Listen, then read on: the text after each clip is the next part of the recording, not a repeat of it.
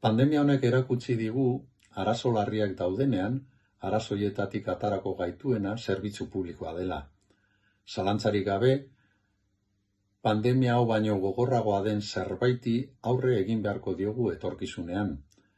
Eta soluzioa, jakintzaren euskal komunitate kultuan dago. Orain da unerik egokienea, etorkizunean beharko ditugun soluzioak asmatzen hasteko. Noski, hori lortzeko gure hezkuntza eta ikerketa sistema birpentsatu behar dugu patxadaz eta libreki. Bitartean, gure ikerlarien, gure irakasleen eta zerbitzari publikoen aldeko kultura sortu behar dugu.